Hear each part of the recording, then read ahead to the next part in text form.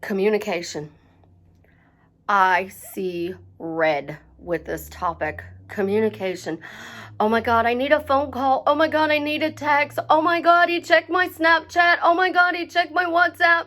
Oh my God, he was on WhatsApp and he checked it and he didn't even respond. Oh my God, he hasn't read my message in hours. It's been days. I don't understand what I'm doing wrong. I'm using the tools, the techniques, and the tips, and I can't even get a freaking text message. Ooh! This is Susie, your beautiful, annoyed millionaire swan queen. Welcome back to the garden, my beautiful ducklings. Subscribe, smash the like button, share my videos, and I will love you forever. I am a life coach, and I am here to drastically change your life for the better. I tune into your happy meter and dial it all the way up. If you are interested in working with me one-on-one, please check out my website below. So I really need a bowl of cereal or ice cream this morning. I am annoyed, but in a different way than most people would think. It frustrates me that I see so many posts, so many comments, so many things related to messages, communication. You think that you need to have a text message. I'm just going to go drink my coffee. You think you need a phone call. You think they need to check your Insta story, your WhatsApp, your Messenger, but they left you on unread. And that means they're disrespecting you. They're not loving you. They're not showing up for you in the way that you want them to. Here's the thing. Communication is needed in a relationship, but not the way you guys are doing it. The couples that have been married for 50 or 60 years, the way they communicate is completely different than the way we communicate today. So if they were married 50 years ago, there were no cell phones. There was pay phones, office phones. There was phones at the bar. There were phones that people would say, hey, can I make a phone call real quick? And we would go, local or long distance? It's local. I got to call my wife. I got to call my husband. That's what they did. They would get up in the morning. They would have breakfast with the love of their life. They would go to work. If they were running late from work, they would call. And they would leave a message on an answering machine if they had an answering machine. But not everybody had an answering machine 50 years ago. They would leave, so there would be no answer. Wouldn't even know they called. But they're running late. So they're on the road, driving home from work. It's pouring down rain or snowing, and you're sitting at home on the couch going, please God, let them get home safe. Please God, let them get home safe. Please God, let them get home safe. Please God, let them get home safe. Or you're like me and going, well, it's obvious he did not leave work at 3 o'clock and he hit rush hour traffic. It's pouring down rain outside, which means traffic's going to be slow and there's going to be accidents. I know he's going to be late, so I'm not going to worry just yet. If it snowed, I'm going to be like, definitely not going to be home before 7. So just need to put dinner on low and let it simmer for a little bit longer. We didn't freak out at every little thing. If he could, he would call and say, hey, I'm running late. But if nobody answered the phone and it was pouring or snowing, we knew he was going to be running late if he wasn't home by 3:20. That's how we dealt with things back then. And when they walked in the door, we didn't scream at them, where the hell have you been? You've been off work since 3 o'clock. It's now 7 o'clock. We would be like, thank God you're home safe. I've been worried about you, but I keep saying that you're going to be home safe. I just know you were going to be home safe. Was traffic that bad tonight? Yes. Well, are you hungry? I have dinner ready. And we would sit down and have a nice meal. That is before cell phones. Now, go out to the bar with their friends. We didn't know what time they were going to be home. We couldn't call them. We couldn't text them. We didn't know which bar they were at. So what do you do today when you are attached to this cell phone in your hand that is making your life a living hell? Put the freaking thing down. Put it down. Stop being obsessed with it. Because ongoing fun, loving communication has nothing to do with that cell phone. It has to do with your mental attitude. It has to do with your imagination, your thoughts, and your words, along with your feelings, lining up your swans in a row. So first thing, drunk texts, I'm upset texts, I am really angry with you, why aren't you responding, stop ignoring me. Those are disrespectful, and I wouldn't even answer them unless it's a game you play. Stop ignoring me is a game that I played with a guy I dated. We wouldn't talk for a while. He would message. I'd be at work. I'd be doing something. I didn't get a chance to respond. And I would get a stop ignoring me. And if I ignored that message, I might get it with capital letters. If I got the F word in there, I knew that he was really upset with me. It was a game we played. I looked at it as a game. He thinks I'm ignoring him. I'm just busy. And I hate that word. And I would text back, I'm not ignoring you. I've just been doing a lot of things, and this is what I've been doing. I would tell him what I'm doing. But when we go days without talking, or weeks sometimes because life intervenes, I'm not freaking out thinking I've been forgotten, replaced, or really truly ignored.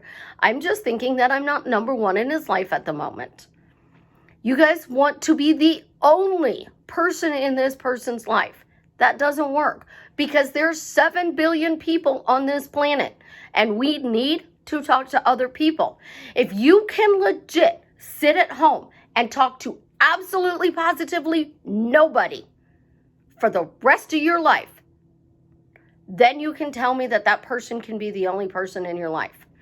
But if you talk to other people, that person has a right to talk to other people. How they talk to other people should be in a respectable way. They shouldn't be out flirting with every pretty girl or gorgeous guy in the universe. But you go to the store and you talk to the cash register person. You don't allow that person to do it that's dating you or married to you. You go to a restaurant, you have to talk to the waitress to give them an order. And the next thing you're doing, you're accusing your person of flirting with the waitress because they looked. How did they look? Maybe they saw a pretty bracelet on her wrist and thought, oh, that'd be cool to get that for my love for Christmas. But because you made a big stink, that bracelet idea just went out your head, out of his head. And then he's thinking, why do I even want to get this bitch something for Christmas when she's yelling at me because I'm looking at a bracelet? You assumed he was looking at her. You're assuming that this person is disrespecting you and ignoring you. So congratulations, they are. And then manifesting teaches you to fix it in your head. You can't tell them, I'm upset because you leave the toilet seat up. I am upset because you hog the bathroom sink with all your makeup and you're not wearing any makeup today. So why does all this makeup need to be on the bathroom sink? I went to a friend of mine's house yesterday, and this could be a legitimate argument I have with every person I date.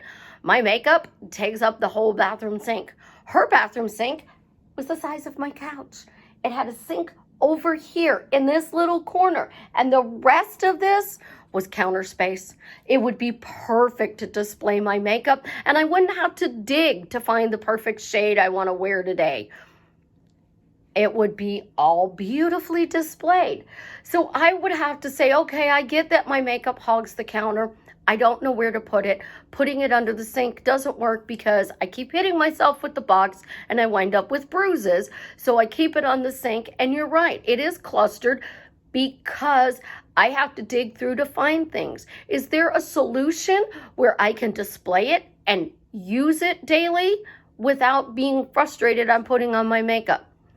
He's going to look for a solution because I had an honest conversation. I admitted, yes, I'm hogging the mirror.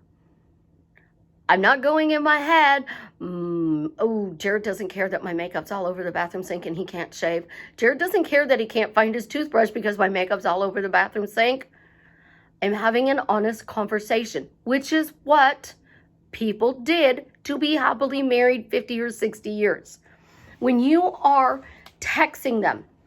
You know that phone is in their pocket, but they're at work and work has a no cell phone policy. And you're mad because they didn't break the no cell phone policy and message you back 10 seconds after you did it. Was it an SOS?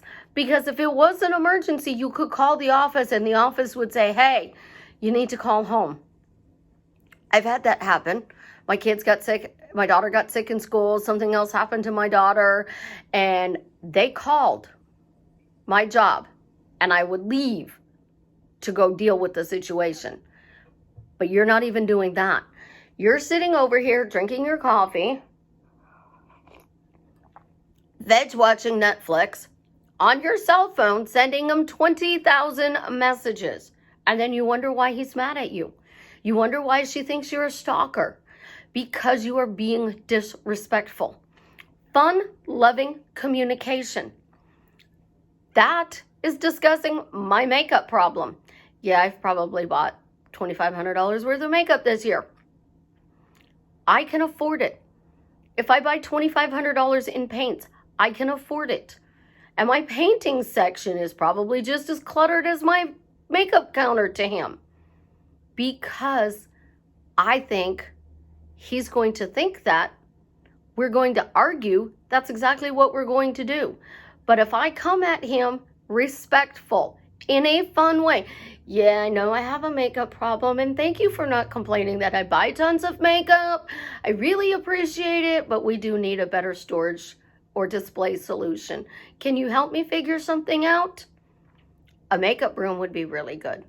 Yes, definitely would be really good. Like a 10-foot by 12-foot room where I could display everything and just go, oh, I want to wear this today. Instead of digging through my makeup box. And there's a lot of makeup in my makeup box, plus the bags that are underneath the counter.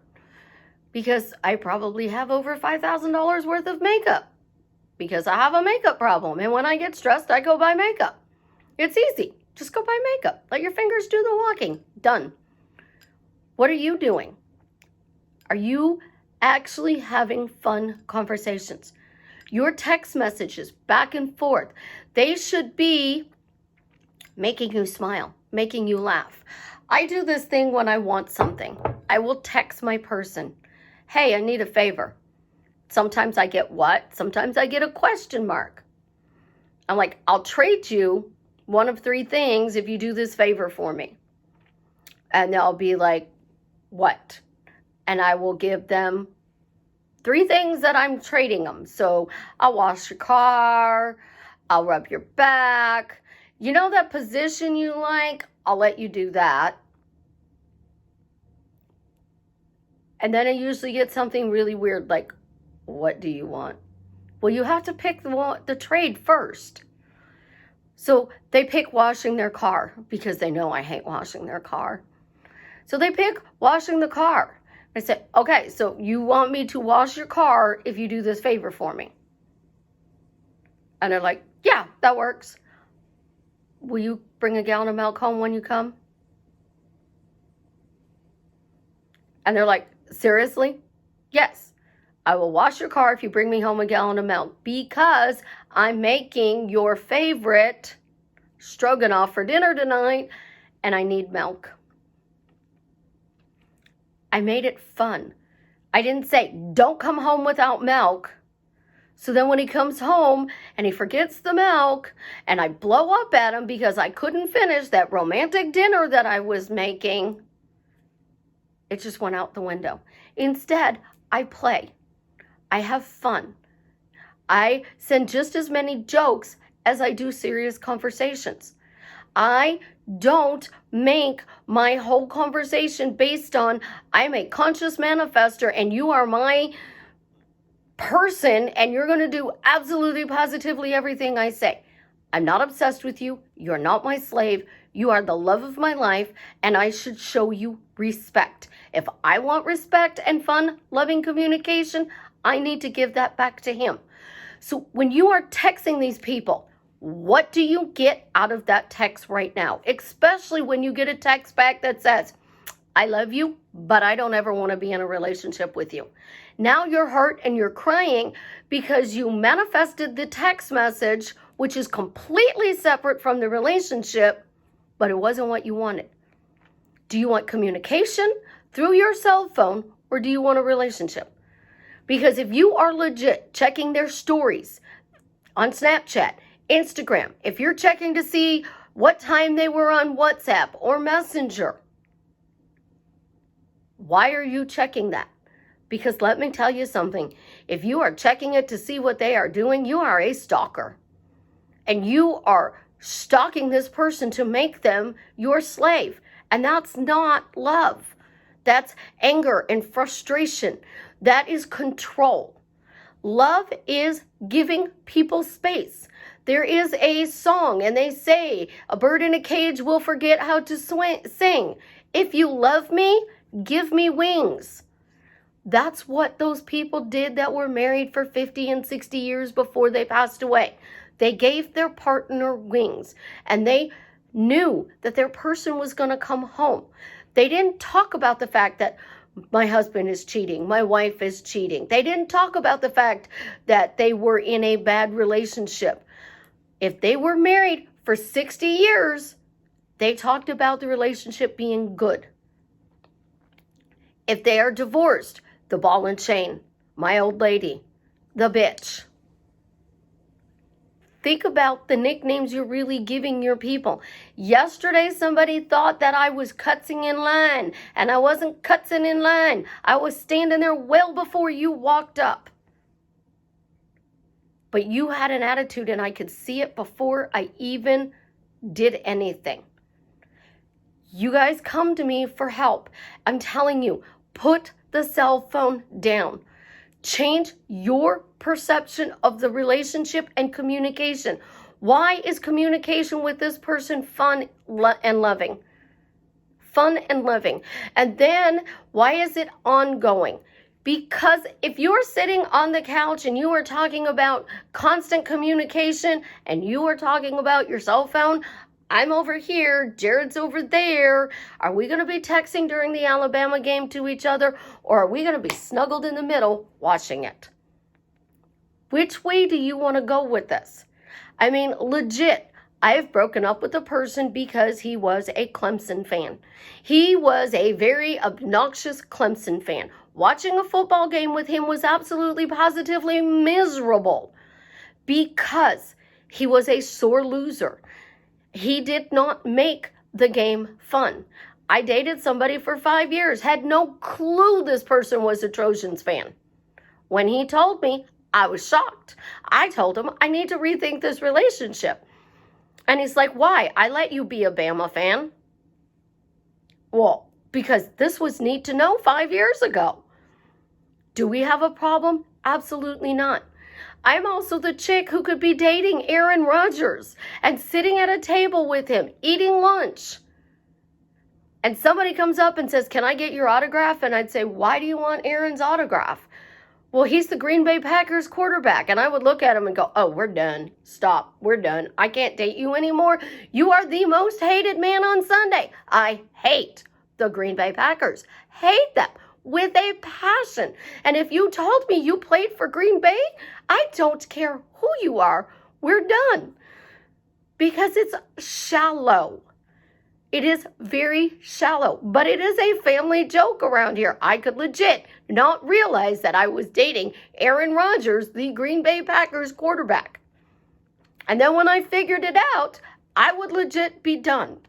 It's a stupid reason to be done with a relationship because he plays for the worst football team in my world.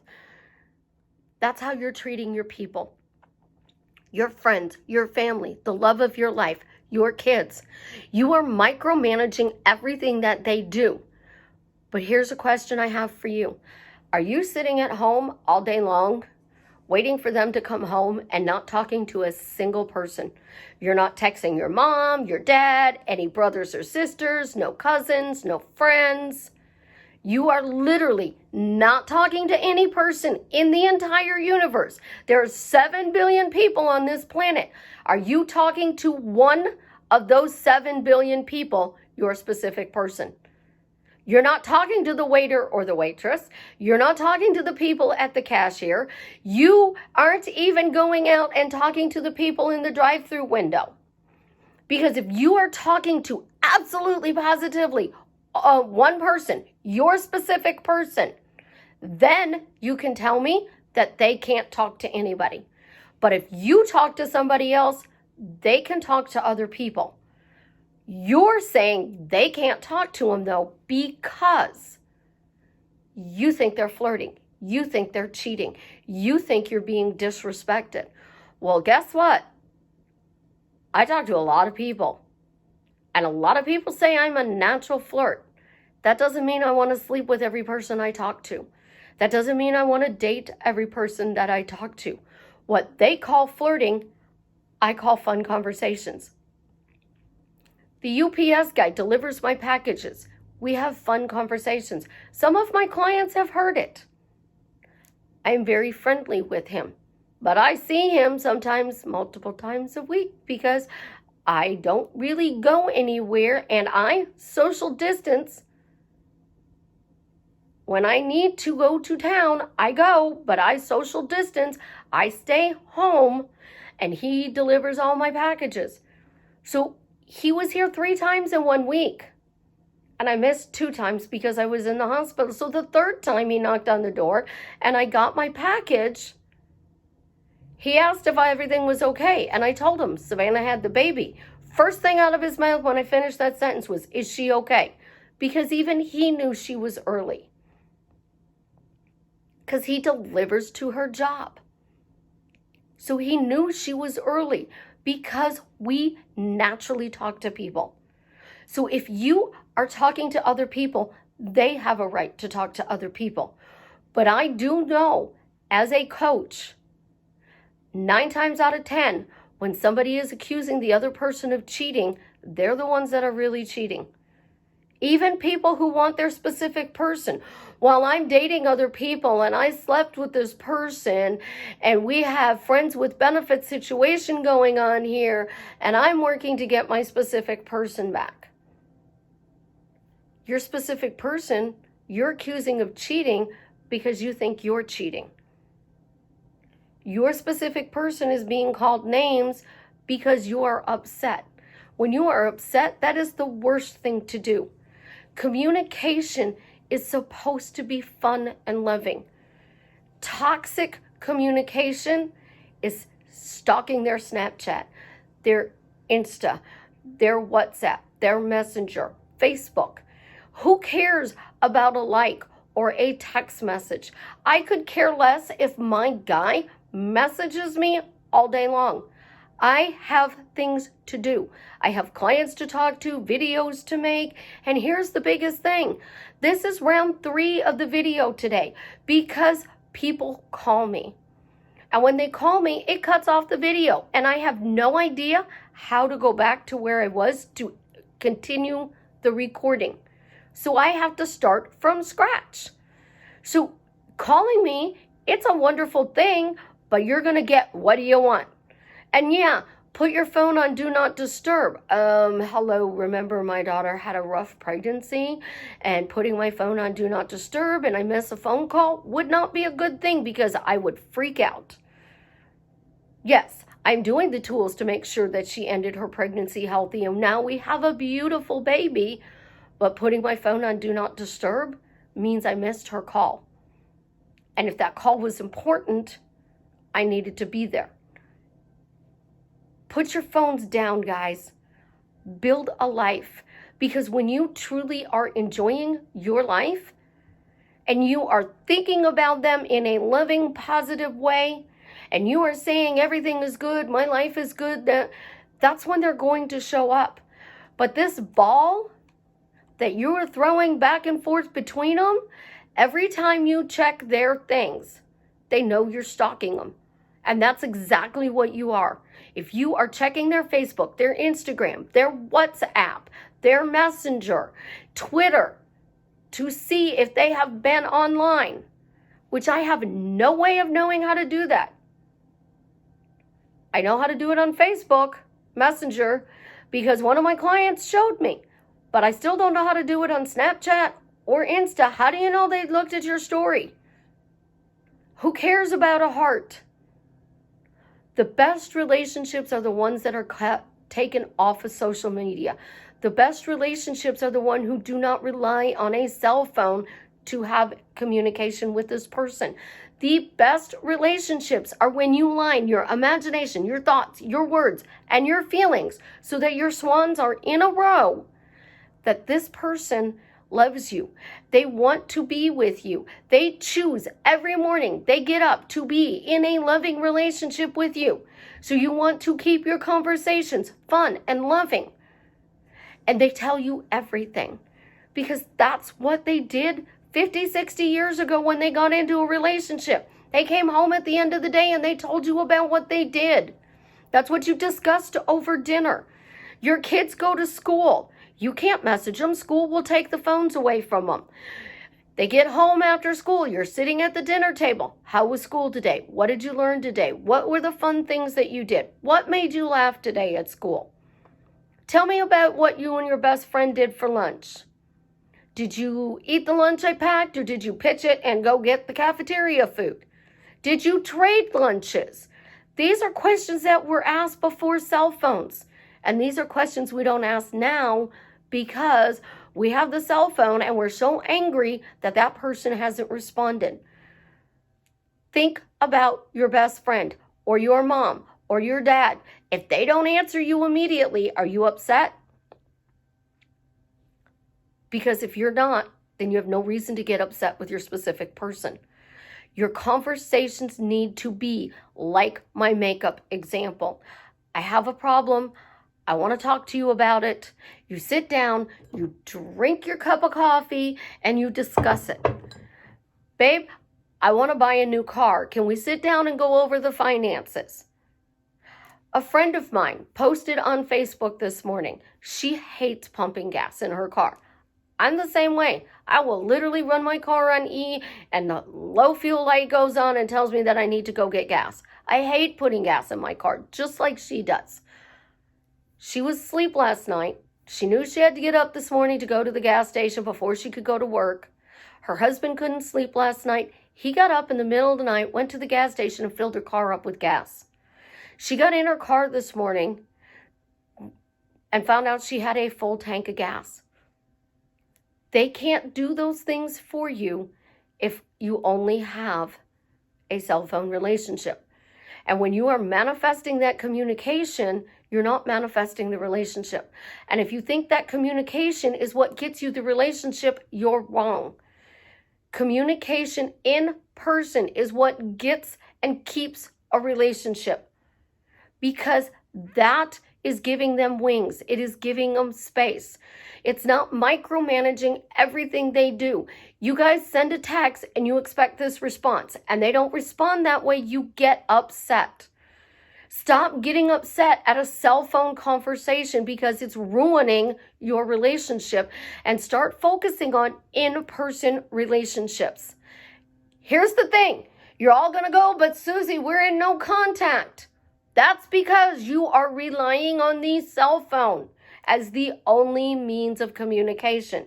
You're not saying, I could bump into him in the grocery store and we have this really nice conversation. I know somebody that they have the person's phone number, but they email. Back and forth, they're emailing each other. And their emails are fun and loving. And they're ongoing. They live in the same town, but they're emailing. We used to do that. And you know what? Everybody doesn't check their email like their text messages. So are you going to stalk his email too? How can you tell me that he's on his email? I'm at work, so I get an email. I see the email come in. I'm working. I can't respond to your email. I have to finish what I'm doing. I'm a life coach. I'm on a phone call with you for an hour. Do you want me to stop and say, oh, Jared texts me. I give me a minute. I have to respond. No, you're going to think that's disrespectful. Oh, he texts me again. Hold on a second. I have to respond. My clients knew that if my daughter messaged, I would check that message. And she has her own tone. So if my daughter messaged, you guys all understood because she was having a rough pregnancy. But if my specific person is texting me, you're going to be like, seriously, that's disrespectful. If my mother calls me, or my cousin calls me, or my best friend calls me, you're going to say that's disrespectful. I'm on a coaching call and I don't tell my best friend I'm on the coaching call, and she will FaceTime me and I click hang up. I don't even message her back. I just click hang up. And when I do get back to calling her, sometimes it's that day, sometimes it's the next day. Guess what she does? You clicked me off. Yeah, I know, I was on a coaching call. You clicked me off. I know, I was on a coaching call. You clicked me off. Get over it. I love you. You know I wouldn't have clicked you off if I wasn't busy. And I'm telling you why I was busy. So deal with it. Because that's what we naturally do. But when you focus on this crazy obsession of your cell phone, you're getting hot and cold. You're making yourselves miserable. Communication is great if it's fun and loving. But when you get the disrespect text, I'm in another relationship, I'm engaged to somebody else, I love you, but I never want to be with you again, you are creating it because this ball you are sending out is aggressive, angry, frustrated energy. Why do we have loving, fun communication? Why do I have fun, loving communication with everybody I know? Why do I have fun, loving communication with my daughter? Why do I have fun, loving communication with the love of my life? Why do I have fun, loving communication with my best friend? Why do I have fun, loving communication with my clients? Think about your words, because they are the reason that this person is running from you or running towards you. You guys have an absolutely positively amazing day. I'm going to Bath & Body Works because they have candles on sale, and then coming home and watching football. You guys, leave me a message. Let me know what you're doing today in the comments and how you are making your conversations fun and loving.